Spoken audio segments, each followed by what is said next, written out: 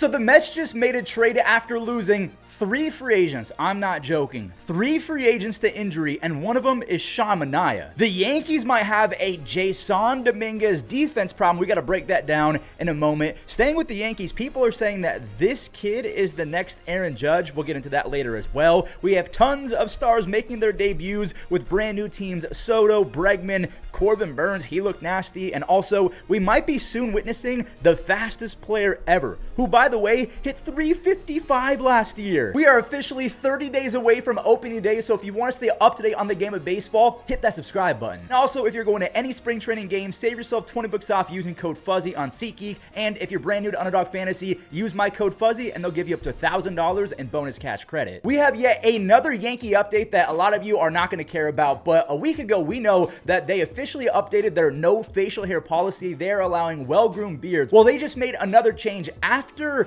games, the Yankees would play a song, New York, New York by Frank Sinatra, and they would even play it after losses, which when I went, I thought that was weird. I'm like, wait, they lost and they're playing it? Well, they're not doing that anymore, and a lot of fans are saying, finally. Apparently, there's going to be a rotation of Frank Sinatra songs. Again, a lot of people are going to say, Fuzzy, who cares about this? I just thought it was fun. Now, if you're a Yankees fan, this is the opposite of that. This is not fun. So Jasson Dominguez missed a fly ball in spring training. So naturally, the internet went crazy. Now, I will give him some credit. The sun got in his eyes. And if you've never played outfield or just baseball in general, and you never had to experience catching a fly ball with the sun in your eyes, or even when the sun set, there's something called twilight. The ball disappears. If you've never experienced it, you just don't understand how hard it is. I will say the worries are there. Aaron Boone says that there's no way that Jasson shouldn't be able to handle left field, but he had -3 outs above average and just 16 starts last year. He had a 95% catch probability, but only caught 87% of the baseballs that he had a chance on last year. Switching to center field, you got Cody Bellinger already making plays. I mean, Aaron Judge, he doesn't even come close to catching that. He might have looked like a newborn baby giraffe trying to make that grab, but I'm happy that Judge is back in right field. But there's a big question now.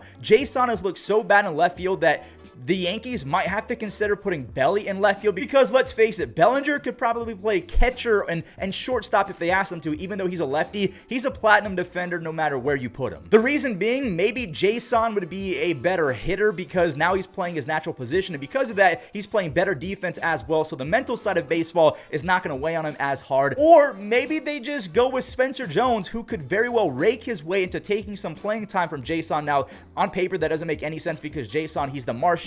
He's one of the most highly touted prospects ever, but Jones, he's got a brand new batting stance to mirror Aaron Judge, but he's not the Aaron Judge comp we're going to be talking about. He's already got a home run, and he's really fast as well at 6'6", 6'7". So do the Yankees have a Jasson problem, or does he just have to get used to playing left field? Real quick, before we talk about the Mets and Cubs trade, I want to talk about the next Aaron Judge. This was just a random Twitter thread that I thought was interesting. Fans have been foaming at the mouth, especially Cubs fans, over recent highlights. Again, their spring training highlights, take them with a grain of salt, but Ivan B. Thor, he had a diving grab out in right field, and people like, he kind of looks like someone, he's big. And then we saw him in the box, and he went way out, 109 miles an hour off the bat of Ivan B. Thor, and he's got a similar swing path to Aaron Judge. So everyone's been making the comparisons, and yeah, he's a big dude, but he really struggled in single A. I just don't know if I see it, but it's a fun story. Staying with the Cubs, they just made a trade with the Mets, and a lot of Mets fans are saying this is a pretty good trade, low risk, very high reward. But before we talk about that, we got to talk about Manaea, Frankie Montas, and Nick Madrigal being out for the start of the season. And Madrigal, he's going to be out for a couple months. I was so excited to see what Sean could add in spring training because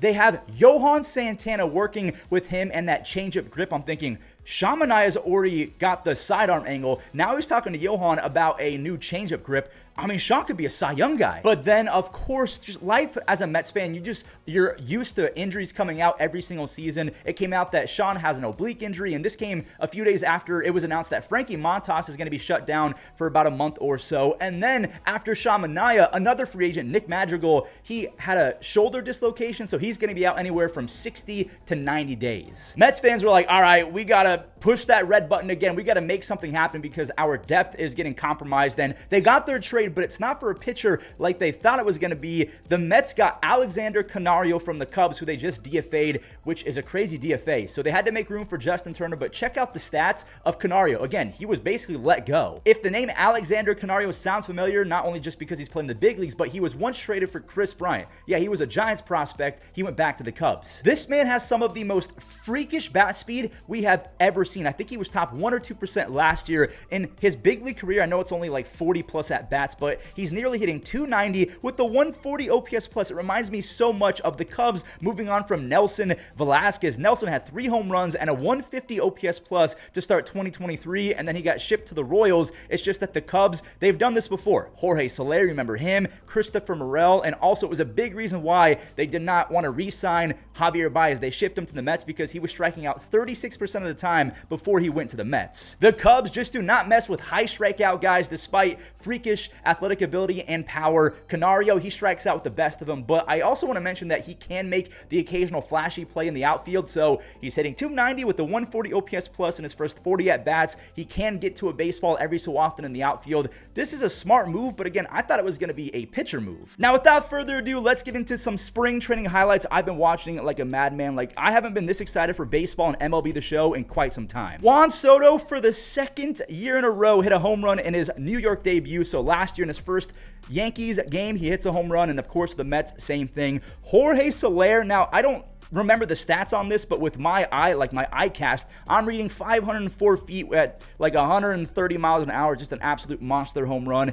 Jock Peterson, the Rangers scored a zillion, and Jock was a couple of those runs. He hit his first home run as a Ranger, kind of fun. Now, this is not a big league player yet. JJ Wetherholt, I want to show this swing because going that way as a rookie, the 7th overall pick, his swing kind of reminds me of Jock. That's why I put them back together. He's going to be unreal. Alex Bregman, he went 3 for 3 in his debut. Again, it's all spring training. Take it with a grain of salt. He had a home run and a double. Garrett Crochet, 4 strikeouts and an inning and a third. So if you're doing the math, all 4 outs came via the strikeout. Justin Verlander, he went 2 innings in his little debut, so that was fun to see. It's still crazy seeing him in a Giants uniform. Jung-Hoo Lee, the grandson of the win, and Marco Luciano, 2 potential big-time breakout candidates in 2025. They went yard in spring training as well. Corbin Burns, just like Verlander and Crochet, he made his debut in a brand new uniform. He struck out the side of the Diamondbacks and then left the game. Brady Singer, another guy on a brand new team, 4 strikeouts in 2 innings, but he wasn't the only Red that kind of showed out. Another newcomer, Austin Hayes, had a multi-home run game, and he wasn't the only Red to do that. Ellie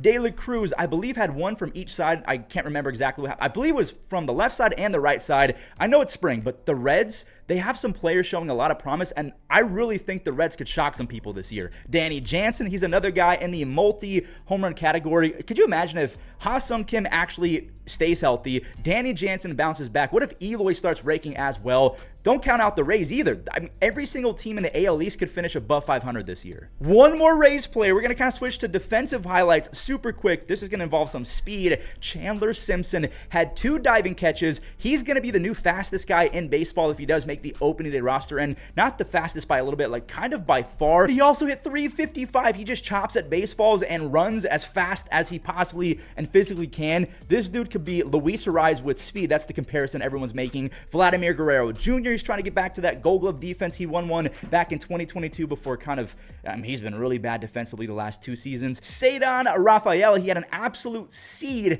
to home plate. Also, he debuted a brand new leg kick. My editor, Pesky Talk, he showed me this, and I mean, Jaron Duran introduced the leg kick and became an MVP type candidate. Ceddanne has the potential to have a breakout season. Tim Anderson, I know it's only 1 little play in spring, but hey, that's a slick double play. Hopefully he can get some of his, I don't know, vibes back, if you want to call it that. And Robert Hassel, the second, he had a diving catch. He's been struggling really bad in the batter's box lately. I really need him to break out as well because the Nationals, they're up and coming. So that does it for today's recap. I hope that you all enjoyed. If you did, do me a couple favors because they're super easy. Leave a like, subscribe if you haven't already, and also don't forget to use code Fuzzy on SeatGeek and Underdog Fantasy. Catch you in the next one.